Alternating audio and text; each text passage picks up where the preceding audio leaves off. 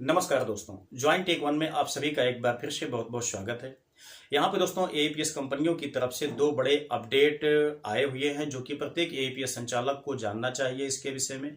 Otherwise आप लोगों का काफ़ी बड़ा नुकसान यहाँ पे हो सकता है। दोस्तों एक जो नोटिफिकेशन है वह फ्रॉड से लेकर के है, लेकिन ये जनरल तरीके का फ्रॉड वाली बात नहीं है। ये काफ़ी दिक्कत वाली बात है। अगर आप लोग थोड़ा सा गलती करते हैं तो निश्चित ही आपका यहाँ पे अकाउंट भी ब्लॉक हो सकता है, जिससे कि आपको यहाँ पे पैसे के लेन देन करने में काफ़ी ज़्यादा दिक्कत हो सकती है। सबसे पहले मैं आपको यहाँ पे दिखाता हूँ, पेनियर बाई की तरफ से एक नया नोटिफिकेशन जारी किया गया है। इसे आप लोग देख लीजिए, उसके बाद मैं इसके विषय में आपको डीपली समझाता हूँ। लेकिन हाँ, ये केवल पेनियर बाई एप्लीकेशन के यूजर के लिए नहीं है दोस्तों, जितने भी यहाँ पे एपीएस संचालक हैं उनके लिए भी ये बहुत ही खास नोटिफिकेशन है। दूसरी बात यहाँ पे ये है कि अगर आप लोग यहाँ पे आपके पास एक अकाउंट है, भले भी आप एपीएस संचालक नहीं है, बैंक में आप काम नहीं करते हैं, इसके बावजूद भी ये इन्फॉर्मेशन आपके लिए बहुत ज़्यादा काम की हो सकती है। क्योंकि ये जो फ्रॉड है ये आपके साथ भी हो सकता है। किसी भी टाइप का आपके पास अकाउंट है, चाहे आप यहाँ पे एपीएस संचालक हैं या नहीं है, या दोस्तों आपके पास कोई यूपीआई आईडी है या नहीं है, ठीक है, केवल अगर आपके पास अकाउंट है तो भी दोस्तों आपके पास ये फ्रॉड होने के चांसेस बने हुए हैं। इसलिए आपको इसके विषय में अच्छी तरह से अपडेट हो जाना चाहिए, ताकि भविष्य में ऐसी कोई दिक्कत आए तो उसे आप आसानी से फेस कर सकें। ठीक है, तो आइए मैं आपको दिखाता हूं। सबसे पहले पेनियर बाई एप्लीकेशन में जो ये नोटिस आई हुई है, इसे आप लोग अच्छी तरह से समझ लीजिए। आप लोग यहाँ पे देख सकते हैं कि जो आपका यहाँ पे नोटिस आई हुई है दोस्तों, इसमें बताया गया है आपको अपने बैंक खाते में अज्ञात स्रोतों से पैसे स्वीकारते समय सावधान रहें। ठीक है, बैंक को किसी भी संदेह की सूचना दें। अब आप कहेंगे कि ये बहुत खास नोटिफिकेशन नहीं है। बिल्कुल, ये आपके लिए खासों में खास नोटिफिकेशन है।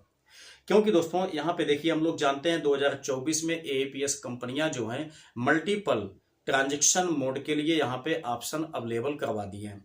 जैसे हम लोग जानते हैं कि एपीएस के माध्यम से दोस्तों हम लोग यहाँ पे कस्टमर का बैलेंस विड्रॉ कर पाते हैं, लेकिन इसके साथ में अब यहाँ पे यूपीआई आईडी की मदद से भी हम लोग अपने एपीएस वाले आईडी में ही किसी भी कस्टमर का यहाँ पे पैसा रिसीव कर सकते हैं। तो दोस्तों यहाँ पर भी दिक्कत बना हुआ है। सबसे पहले आप बात समझिए कि दिक्कत हो कैसे सकती है, उसके बाद मैं आपको बताता हूँ। जनरली अकाउंट के लिए या आप यहाँ पे गूगल पे, फोन पे इत्यादि यूज करते हैं तो भी आपके लिए कैसे यहाँ पे दिक्कत हो सकती है। तो यहाँ पे देखिए, सबसे पहली बात आप ये समझिए, अगर कोई सा भी व्यक्ति आपके शॉप पे आता है दोस्तों, आप उसका बैलेंस विड्रॉ करते हैं, थंब से आप करते हैं, तो कोई दिक्कत आपको होने वाली नहीं। लेकिन दोस्तों अगर आप लोग यहाँ पे यूपीआई आईडी के माध्यम से पैसे को रिसीव करते हैं तो वहाँ पे दिक्कत हो सकता है। दिक्कत क्या होगी, बात को समझिए। दोस्तों हम लोग जानते हैं कोई भी व्यक्ति अगर अपने यूपीआई आईडी के माध्यम से पैसे को ट्रांसफर करता है तो उसके पास वहाँ पे सेंडिंग की एक रिसीव मौजूद रहती है। ठीक है, अगर व्यक्ति वही रिसीव ले जाकर के बैंक ब्रांच में दे देता है, किसी भी बैंक ब्रांच में दे देता है, वो बता देता है कि हमने इस नंबर पे गलत तरीके से पैसे को सेंड कर दिया, हमने यहाँ पे इनसे कांटेक्ट करने की कोशिश किया, लेकिन ये कह रहे हैं कि हम पैसा वापस नहीं करेंगे, तो ऐसी सिचुएशन में आपका अकाउंट जो है बैंक की तरफ से लॉक कर दिया जाता है। ठीक है, तो दोस्तों दिक्कत आपको तब हो जाएगी अगर आपका अकाउंट लॉक हो जाए, आपने अपने उसी अकाउंट को मूव टू सेटलमेंट बैंक के लिए अपने एपीएस आईडी में ऐड किया हुआ है। तब ऐसी सिचुएशन में आपका वह अकाउंट ब्लॉक हो जाएगा, क्योंकि वहां पे फ्रॉड का केस दर्ज हुआ है, इसीलिए आपका अकाउंट लॉक हुआ है। तो आपको वहां पे बोला जाएगा कि जिस मतलब आईडी से पैसा आपके पास आया हुआ है इतना, जिसकी वजह से ये अकाउंट आपका अनलॉक मतलब लॉक किया गया है। ठीक है, पहले आप ये पैसा उस अकाउंट में ट्रांसफर कर दीजिए, ठीक, उसके बाद ही आपका ये अकाउंट अनलॉक किया जा सकता है। ठीक है, तो ये जो है एक अजीब सा यहाँ पे धोखाधड़ी का अब मतलब कि प्रचलन आ गया है। काफी ज्यादा ऐसे केसेस मेरे आसपास में देखने को मिले। मेरे जानिश में यहाँ पे 2 केस ऐसे हो चुके हैं दोस्तों, जिनका अकाउंट यहाँ पे लॉक कर दिया गया है। ठीक है, तो अगर यहाँ पे आपका अकाउंट लॉक हो जाता है तो पहली बात तो ये है कि आपको यहाँ पे पैसा पे करना पड़ जाएगा। ठीक है, जो कि आपको नुकसान दे हो सकता है।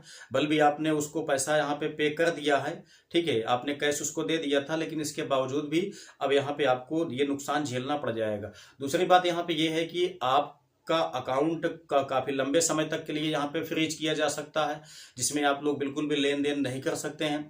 तो आपका जो एईपीएस का बिजनेस है वो एक लंबे समय तक ठप हो रह सकता है या प्रभावित हो सकता है, क्योंकि जब आपका पैसा उसमें चला गया है, फंस गया है, तो आप लोग उस पैसे को विड्रॉ नहीं कर पाएंगे। ठीक है, तो आपका एईपीएस बिजनेस सही तरीके से चल नहीं पाएगा। तो ये एक जो है बहुत बड़ा नोटिस है, इसको आप हल्के मत लीजिए। ये जो है केवल एईपीएस संचालकों के लिए नहीं है, किसी भी बैंक के मतलब किसी भी व्यक्ति के अकाउंट में इस टाइप का धोखाधड़ी हो सकता है। ठीक है, तो सबसे पहले अगर आपके पास, पहली बात तो ये है कि किसी अनजान तरीके से पैसे अगर आ गए हैं आपके अकाउंट में, कभी कभी ऐसा होता भी है कि व्यक्ति कहीं पैसा भेजता रहता है, किसी दूसरे के अकाउंट में चला जाता है, एक आध अंक यहाँ पे मिसमैच होने की वजह से। तो अगर आपके पास दोस्तों यहाँ पे किसी तरीके का फर्जी पैसा कभी आ भी जाता है, तो उसे खर्च करने के पहले पहले आप अपने पैसे की इंक्वायरी अवश्य कर लें, क्योंकि अगर वो पैसा आपका नहीं है, किसी के द्वारा यहाँ पे भेजा गया है, पैसा आपके अकाउंट में आ गया है, तो उससे आपको भारी नुकसान यहाँ पे हो सकता है। कभी भी मतलब वो व्यक्ति आपके ऊपर कंप्लेन कर देगा, आपका अकाउंट फ्रीज कर देगा, तो आप उसका यूज नहीं कर पाएंगे। ठीक है, तो ये एक बहुत बड़ी अपडेट है, इससे आपको सावधान रहने की आवश्यकता है। एईपीएस कंपनियां कंटिन्यू एक नए मैसेज के रूप में, एक नए नोटिफिकेशन के रूप में आपको इससे अवगत करती हैं। ठीक है, तो आपको सावधान रहने की आवश्यकता है। दोस्तों यहाँ पे जो दूसरा नोटिस आया हुआ है, ये रैपी पे एप्लीकेशन की तरफ से है। यदि आप रैपी पे के यूजर हैं तो आपको यहाँ पे ये नोटिफिकेशन निश्चित ही देख लेना चाहिए, ताकि आपको नुकसान ना झेलना पड़े। ठीक है, मैंने आपको बताया हुआ था दोस्तों इसके पहले कि यहाँ पे रैपी पे एप्लीकेशन जो है ये 6 मई 2024 से अपना 2FA का ट्रांजैक्शन चार्ज जो है वह काटना चालू कर दिया है, जबकि इन्होंने 17-18 अप्रैल को अनाउंसमेंट किया हुआ था कि हम 2FA का चार्ज बिल्कुल भी नहीं लेंगे। ठीक है, तो यहाँ पे 6 मई 2024 से रैपी पे में भी यहाँ पे 2FA का चार्ज कटना चालू हो गया है। ठीक है, यहाँ पे देख लीजिए नोटिफिकेशन भी आ गया है रैपी पे की तरफ से। काफी ज्यादा एईपीएस संचालक भाई परेशान थे कि यहाँ पे रैपी पे एप्लीकेशन ये वादा कर रहा है कि हम यहाँ पे 2FA का चार्ज नहीं काटेंगे, लेकिन 2FA का चार्ज कटने लगा है। क्यों कटने लगा है, यहाँ आपको दिखा देता हूँ। आप लोग देख सकते हैं, यहाँ बताया जाता है कि 2FA बनाए आपके एईपीएस ट्रांजेक्शन को और भी सुरक्षित। ठीक है, आप लोग देख सकते हैं, कहा गया है कि बैंक के दिशा निर्देशानुसार एईपीएस का उपयोग करने के लिए रोजाना 0.94 पैसा यानी 94 पैसा का 2FA चार्ज लिया जाएगा। ठीक है, दिनांक 6 मई 2024 से ये नियम लागू हो गया है। ठीक है, तो आप लोग देख सकते हैं यहाँ पे कि जैसा आपको पता है कि 16 अप्रैल 2024 से 2FA का चार्ज कटना चालू हुआ था। स्पाइस मनी में, पेनियरबाई में या इजी पे में इत्यादि जो भी मतलब एईपीएस कंपनियां हैं, अधिकांश एईपीएस कंपनियों में यहाँ पे 2FA का चार्ज 16 अप्रैल 2024 से ही कटना चालू हो गया था।